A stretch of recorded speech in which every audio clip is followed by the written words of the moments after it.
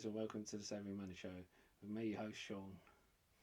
Well, I hope you all had a nice Christmas and are looking forward to the new year. We're going to be talking about Workhorse.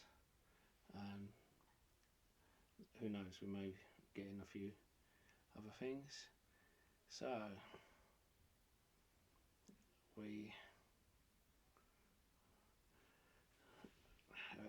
this is from a Workhorse employee that basically a fleet of new custom designed and wrapped vehicles on the way. This was from Tom Dis Studio to IKEA. So basically Workhorse produced the vehicles like this. Tom Dis Studio wrapped around, printed like this. And if you don't know who Tom Dis Studio is, then this is them. It is IKEA do it PR wise as their way of supporting local community. You have it on their Facebook page as well. So I think it's quite a good thing that, and we'll be hearing about the IKEA contract soon. They said about doing business with you, it implies that there's a contract with IKEA.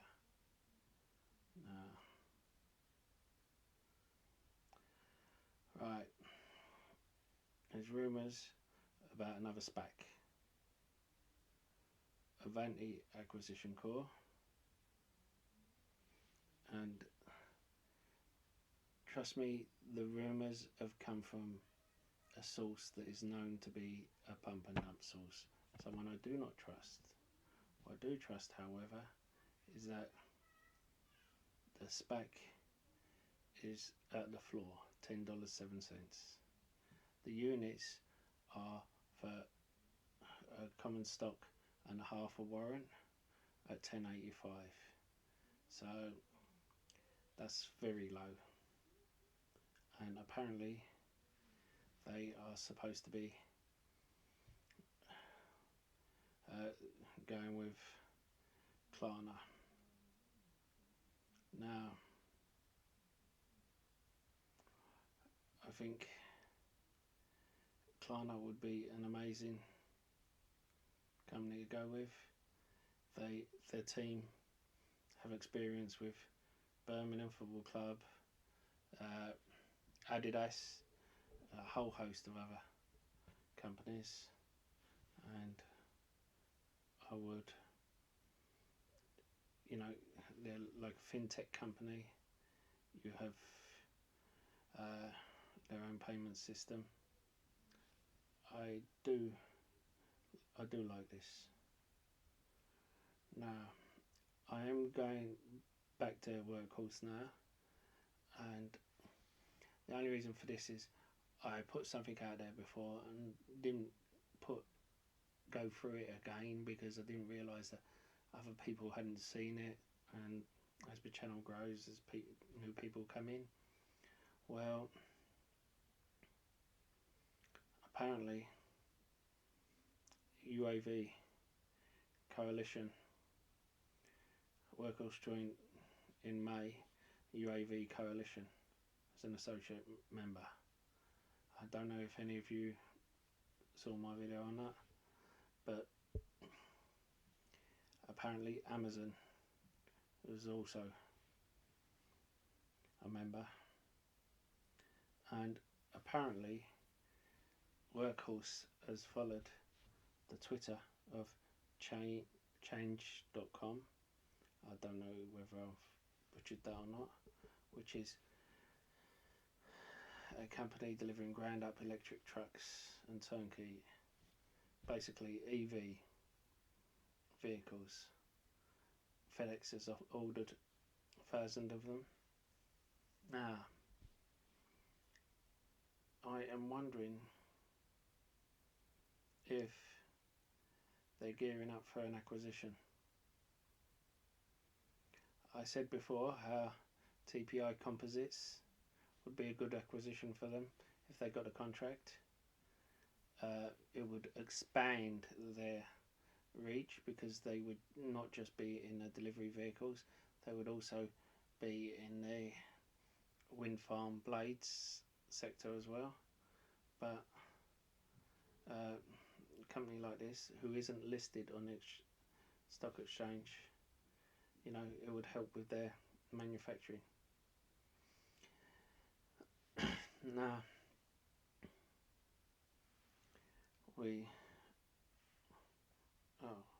sorry, what am I thinking of? I didn't even show you how I'm not a financial advisor. I'm just some idiot on the internet who should take no notice of it whatsoever. You should do your own research. Hi guys, little plug here. Don't forget to hit that lovely like button and smash that sexy subscribe button. A lot sexier than me, trust me, ask the wife. Don't forget to comment in the box below. If you're looking for a free trading platform which to trade your stocks and shares, why not check out the links in the description below. Freetrade are doing a promotion at the moment where if you sign up before the end of the year, you'll be entered into a free draw for what they call a stock hamper, where you can earn a Shopify, a Nike and a load of other stocks. So why not? Doesn't cost anything, just click the link, deposit £100, £100 and start investing. Anyway, let's get back to the video. You know, Tsla had the 25,000 garbage trucks order, which is now cancelled. I believe that's going to Lion Electric or NGA, which is why the spike up in price. If you remember when we went through Lion Electric and NGA deal, there was a piece where it said there was a large order that was 25,000 trucks that they couldn't discuss, that had an NDA on it. Now, all through their presentation you have 25,000, 25,000, 25,000, which is the exact number that Tsla was supposed to produce but couldn't, and Tsla only would have got paid on completion. And I bet you it's the same with Lion Electric. They'll get paid on completion, the contract will go to them, and you will find that out. Now we're going to go to some Brexit stocks. Well, not just Brexit, we're going to go to some stocks I think that can do well. It's got a 6.89% dividend. It's one that I don't hear talked about much, plus 500 limited. Now, it's had steady enough growth, but it had a dip with the financial crisis, but during the Rona it didn't dip much because it protected itself, and I think it's a good one to hold because I think you're going to see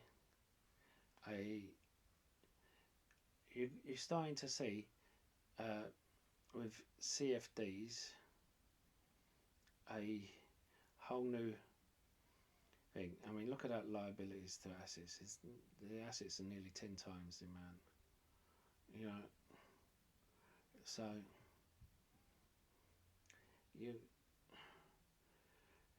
you will start to see new legislation come out with CFDs. They've already come out about. UK has already come out with one legislation about CFDs. I wouldn't be surprised if they come out like sorry about this, like making a whole new set of laws, making it harder and harder to trade CFDs. And this kind of company are experts in that. But you have people who they only trade CFDs. And once you make it harder for people to trade it, they will go to the place they can trade. Now, AT&T, spoken about it quite a bit. Now, they were doing well before Rona. They had some growth stunts because of things like DirecTV and a couple of investments, but they were growing, and then they would have one or two investments that went wrong and it hit them. But remember, this is a mobile company that is a dividend champion, 7.25%. I get that they've frozen their dividend, but there's still time for them to increase it. Now, you've got to realise that Warner Brothers have put in all their movies next year through HBO Max. HBO Max also owns Game of Thrones. Now, at any time they can sell any of the DC universe, Batman franchise, any of them, Harry Potter, for a massive amount of money. 5G is going to be key for them, and I think this company will do well. I think they turned down $20 billion plus the debt of DirecTV, and they're bringing in someone to go over the books, to reevaluate, and I've heard talks that Klein was interested in it because he's worried that the people backing him, that he's now run out of ideas. I don't know how true that is, but he wants to get a deal done. Now, if he is desperate to get a deal done, I'm not saying he's going to go for DirecTV, but the other thing is, selling DirecTV will knock a lot of debt off on books. If they do before the dividend date, then they can reinstate the dividend increase. And the dividend is covered, well covered. Anything below $30, I think it's a good price. You've got to remember, this was the price when the Rona hit. I still think it's a good price, and I'm surprised it's not higher. Now, we're going to go for a company that I cannot find on Yahoo Finance. I had to use different ways to see them. This is a Brexit play. This is a pure Brexit play. Because although we have Mnuchin and we have all the stimulus, we have the Fed coming in, they're going to buy our bonds, and we have Boris with his trade deal. Look, let me tell you here and now, the trade deal that they got is a 200 page document. It can be summarised down to a 200 page document. If you read through it, then you will see that it costs us more, this trade deal, than being in Europe. I'm not giving my opinion on leave or remain. I'm merely saying. Now, they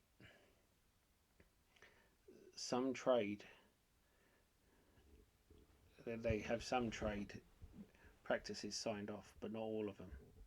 And a company like this, Wednesday, which sells feed, agricultural supplies, and is a small company, but it pays a dividend, and dividend won't be paid until April anyway, so you have time to research it.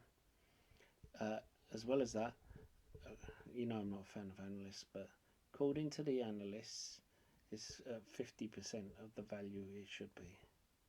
Its target value is £6.50. It's currently at £3.25. So if it turns out that there's tariffs on certain things, at the moment there's no tariffs as far as they say, but if it turns out there are, a company like this will skyrocket. If it turns out there's no tariffs, this company will be exporting like it is at the moment. So I think it's a win-win. But I think if Brexit comes, it will do better if Brexit ends up with tariffs. But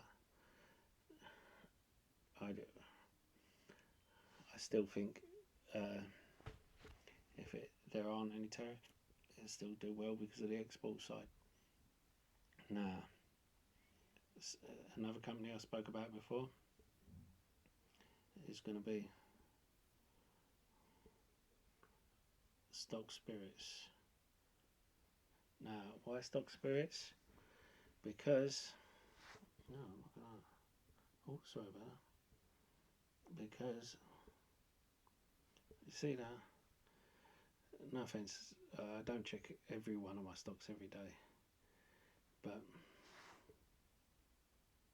yeah, so you'd have made 55 cents a share if you got in when I said. Now look at that, PE ratio of 17, dividend of 3.37%. Good thing about this is it's based in London. Its head office is in London. Its breweries in Poland and a couple of European countries. So, and it distributes across Europe. It has a small market cap. So, the thing about this is no tariffs. Now, at the moment we're being told there are no tariffs, so it shouldn't be an issue. But so, what's happening is, if it's business as normal, it'll continue to grow as normal. If it turns out there's tariffs on things like alcohol and cigarettes, then this would be a prime acquisition for a company like Diageo. Because Diageo could take it over, buy it in pounds, incorporate it as part of its UK business, and yet still operate it in Europe, and it can start flying all of its brands through the European breweries. I'm not saying that's what's going to happen, I'm just saying that is one option. But even if that didn't happen, even if the acquisition didn't happen, you know, I just like to look at all different avenues. Anyway, Happy New Year to you all, and I'll see you in the next video.